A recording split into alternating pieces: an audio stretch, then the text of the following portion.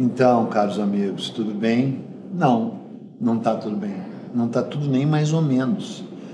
Está tudo muito perturbador. Continua muito perturbador. Hoje era o dia que a gente ia estrear um primeiro episódio diferenciado da nova fase do canal Buenas Ideias. Eu estou nesse momento no Rio de Janeiro, cheguei faz pouco.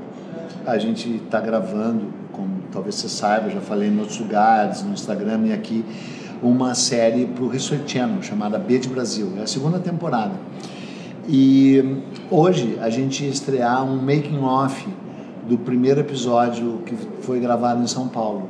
Mas não tem clima, não tem espaço, não há a menor condição de se falar ou de se postar qualquer coisa que não esteja ligada à catástrofe. Ó, mas não faz mal, não temos aqui para naturalidade, por um barulho aqui em cima, né? Catástrofe apocalíptica quase, né? Parece aqueles disasters movies, assim, aqueles filmes de desastre, né? Mal escrito, inclusive, mal dirigido, mal roteirizado. Só que é vida real, né? É vida real e é também a chamada pedra cantada, né? Porque se imaginava que algum dia um desastre desse se precipitasse, né?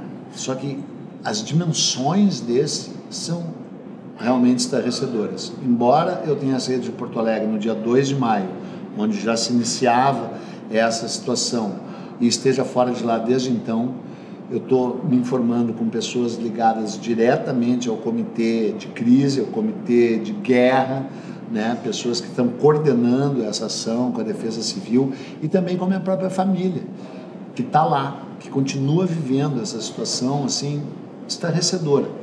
Eu tenho dois dados novos, os dois bem ruins, mas eu quero compartilhar com você. Um deles é de ordem histórica, na verdade pré-histórica. Eu sou amigo de um arqueólogo que pediu reserva do nome dele, que estuda há anos a ocupação indígena de Porto Alegre. E ele me diz que nos registros que ele estuda das escavações do solo, ficam os registros das grandes secas e das grandes enchentes. E que, na opinião dele, em 5.000 anos, nunca houve uma enchente dessa dimensão. Porque se tivesse havido, ficaria o registro no solo. Então, talvez, ele não quis afirmar taxativamente, ele não fez uma pesquisa ampla do solo da região metropolitana inteira, mas ele vem pesquisando há mais de 30 anos as ocupações indígenas de Porto Alegre antes da chegada do colonizador branco, do conquistador. E ele, na opinião dele, é isso. Em 5.000 anos não houve um registro de uma enchente dessa dimensão. A outra informação, ainda muito pouco compartilhada, é de que um dos primeiros lugares atingidos de Porto Alegre foi a chamada Vila dos Papeleiros. Quem mora em Porto Alegre sabe, justamente nas margens do Guaíba, ao final da Voluntários da Pátria, que é uma vila também quase transformada em Cracolândia. Então, os moradores de rua, em situação de rua, e os moradores ligados ao consumo do crack, daquela espécie de Cracolândia porto-alegrense, todos se espalharam pelas ruas vizinhas ali do Porto, especialmente na Cristóvão Colombo, quem conhece sabe, né? Porque Voluntários da Pátria, Farrapos, Cristóvão Colombo. São 3 vias, né, no sentido norte-sul de Porto Alegre, né? A Cristóvão Colombo, a água ainda não chegou ali, embora esteja muito próximo da Cristóvão Colombo. Quem conhece Porto Alegre sabe que inacreditável que é uma água que consiga chegar até ali. Então, aquela zona está repleta de pessoas em situação de rua e muitos deles ligados ao consumo de crack. Então, uma coisa inacreditável, né? E numa metáfora, e talvez você se ofenda, mas é que, de certa forma, tem a ver, a cidade foi invadida também por uma enorme quantidade de ratos e baratas. É óbvio que eu não estou comparando pessoas em situação de rua que consomem carne com ratos e baratas, mas estou comparando com as primeiras pessoas, as mais frágeis, os mais frágeis seres vivos que estão ali naquela zona, que se espalharam assim de um jeito inacreditável, porque esses não têm nem habitação, né? Essas pessoas em situação de rua dali, né? É também uma zona de baixa prostituição, né? E assim, no mesmo sentido, esse bairro, o Quarto Distrito, o lendário Quarto Distrito, né? Um importantíssimo Quarto Distrito, um núcleo operário industrial de Porto Alegre, onde surgiram várias agremiações sindicais, onde surgiram entidades de classe, onde foram construídos os primeiros clubes operários de Porto Alegre, onde jogava o time do Renner, o lendário time das organizações Renner, campeão de 1954. Toda essa zona, além do Sarandi, que eu falo depois, foi totalmente alagada, né? E ali ficam os depósitos de livros das principais editoras de Porto Alegre. O depósito de livros da editora LPM, por exemplo, onde eu trabalhei anos, foi enorme, imensamente atingido. O estoque de livros da editora LPM, o estoque de livros da editora Artes e Ofícios, o depósito de uma distribuidora de livros que a gente tem uma maior ligação, Ama Livros, todos esses depósitos de livros foram atingidos e os livros foram assim totalmente encharcados, sem a menor possibilidade de serem recuperados. É óbvio que, comparando isso com as perdas humanas e outras perdas, é uma perda aparentemente menor, mas é uma perda gigantesca, uma perda cultural, uma perda econômica, né? Se supõe que o Rio Grande do Sul vai demorar anos para se recuperar dessa tragédia. Agora, essa tragédia também empurra para dois lados, né? O lado bom dessa incrível rede de solidariedade. Eu estou aqui, ontem eu recebi uma ligação da Marisa Monte, direto do Japão, ela está no Japão, se informando de que forma que ela pode doar mais do que já doou e de que forma que essa doação possa chegar imediatamente em Porto Alegre. O canal é a Defesa Civil, é entrar em contato com a Defesa Civil, que é quem está controlando tudo isso.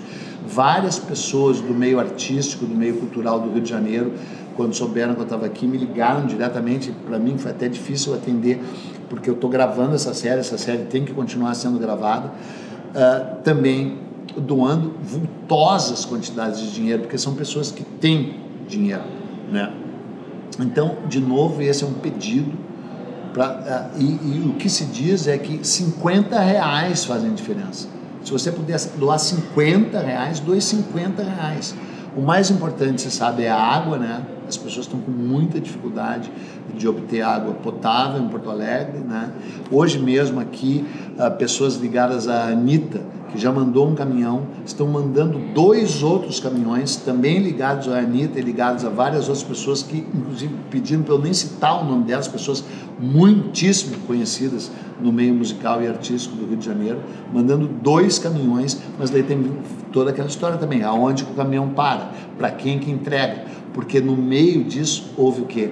Fake news de pessoas imundas, desprezíveis, repugnantes, porque nessa nova fase do canal Buenas 10 eu estava a fim de pegar leve, sabe? Diminuir a tal polarização e imaginei que essa tragédia seria a tragédia que anunciaria um novo pacto social, um menor nível de ódio e de polarização, né? Mas não, essa gente imunda. E alguns têm que citar nominalmente, o tal Pablo Marçal, essa figura desprezível, repugnante, que botou um vídeo dizendo assim, os caminhões estão sendo barrados, porque tem que ter nota fiscal, porque o peso está acima. Um vídeo fake, de um sujeito desprezível, repugnante, que aliás eu convocaria para um tete-a-tete, pode ser num ringue, aquele cara que deixou as pessoas lá abandonadas, lá num pico da Serra do Mar, da Serra da Mantiqueira, né? O tal Eduardo Bolsonaro, essa figura desprezível, que aliás ganhou cidadão Farroupilha, medalha Farroupilha, ganhou, espalhou fake news de que o governo atual demorou 4 dias para enviar recursos, né? Outras figuras desprezíveis espalhando notícias falsas. Nesse momento, cara, pensa quem é uma pessoa capaz de espalhar fake news nesse momento, porque os caras que são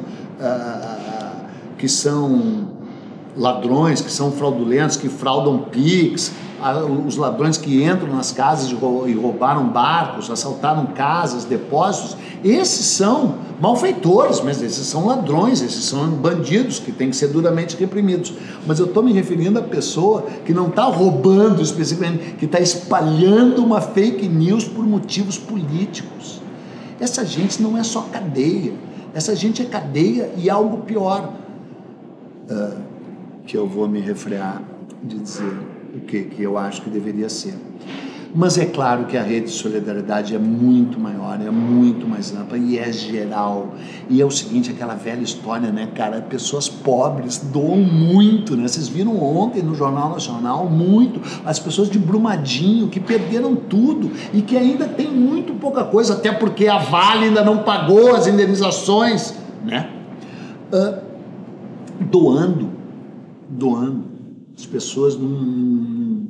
Agora, para encerrar, além dessa enchente ter raízes históricas, né? Já falei da enchente de 28, da de 36, da de 41, só que essa foi a maior de todas, evidentemente está ligada às mudanças... não, porque ainda tem um negacionismo daqueles que negam, né, o aquecimento global, as mudanças climáticas. Essa gente igualmente horrorosa, Aliás, eu vi no Instagram um trecho da Natuza Neri, repórter, minha conhecida da Globo News, falando dessas fake news, especificamente a do Pablo Marçal. E tinha 43 mil comentários, e desses 43 mil comentários, uns 20 mil eram dizendo que ela estava mentindo, a fake news da fake news. Cara, o que tu faz com essa gente? O que tu faz? Porque é o seguinte, quando você estuda como é que o nazismo, como é que o nazifascismo, como é que os fascistas começaram a se expandir em 1900, no início dos anos 30 na Itália e na Alemanha, tu vê que a repressão, esses caras têm que ser total! Esses caras não têm o direito, na verdade, de respirar! Essa que é a real. Mas, de novo, não é o momento dessa coisa sanguínea, porque a corrente de amor, de solidariedade, de preocupação com o resgate do Rio Grande do Sul é muito grande. Eu sou gaúcho e estou falando como gaúcho e como morador, como nasci lá. Mas não é uma questão de ser gaúcho ou não ser gaúcho. Podia ser em Santa Catarina, que aliás já foi vítima de várias vezes, só que nunca nessas dimensões. Nunca houve... Se supõe que nunca tenha havido no Brasil uma tragédia hídrica dessas dimensões. 75% do estado foi atingido. Algumas cidades foram tipo riscadas do mapa, algumas delas pela terceira vez em 8 meses, tipo Roca Salles e Mussum. Eu já falei várias vezes, meu pai nasceu em Mussum, o túmulo do meu bisavô e do meu avô estão lá, tipo quase que fundadores da cidade, sobreviveram as 2 primeiras enxurradas. Eu não sei se sobreviveram a essa, né? Embora em Mussum não tenha sido, foi horroroso, mas a de novembro foi ainda um pouquinho maior lá. As pessoas estavam recém se recuperando, né? E ainda tem toda a questão da Laguna dos Patos, a gente chama de Lagoa dos Patos, mas é a Laguna dos Patos, né? Porque tem ligação com o mar, uma ligação estreita chamada Barra Diabólica. Aí o vento sopra do sul, um vento patagônico, a lagoa é represada pelo mar que aumenta, a lagoa recua e o vento sul ainda empurra essa água de volta para o Guaíba. Então não se sabe o que vai acontecer a partir de sexta-feira, sábado e domingo, onde a previsão é de chuva e frio. Então eu encerro dizendo isso: é preciso doar, é preciso ajudar. O site paraquemdoar.com.br é confiável. O contato com a Defesa Civil do Rio Grande do Sul via e-mail é possível, e qualquer R$50 faz diferença. Então, o canal Buenas Ideias não tem como iniciar a sua nova fase enquanto isso continuar acontecendo na terra onde esse canal nasceu. E aqui no Rio de Janeiro, capital da corte, né, foi a capital da corte. A gente está gravando episódios ligados à primeira Constituição brasileira de 1824, que faz 200 anos, onde o José Bonifácio tentou estabelecer uma legislação ambiental que a bancada ruralista do Senado vetou, e aí começou a plantar café nas encostas da Tijuca, secaram todas as fontes hídricas do Rio de Janeiro, e aí o Rio de Janeiro teve uma crise hídrica enorme até o Dom Pedro II, que tinha sido tutoriado, o tutor dele era o José Bonifácio, replantar a floresta para algumas fontes nascerem. Então, ou é seca ou é enchente, e isso é muito causado pelo ser humano.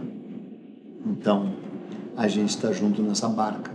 A gente botou a barca nessa direção. Cabe a nós tentá-la resgatar de lá. E uma das formas de fazer isso agora é doando e ajudando o Rio Grande do Sul. Obrigado.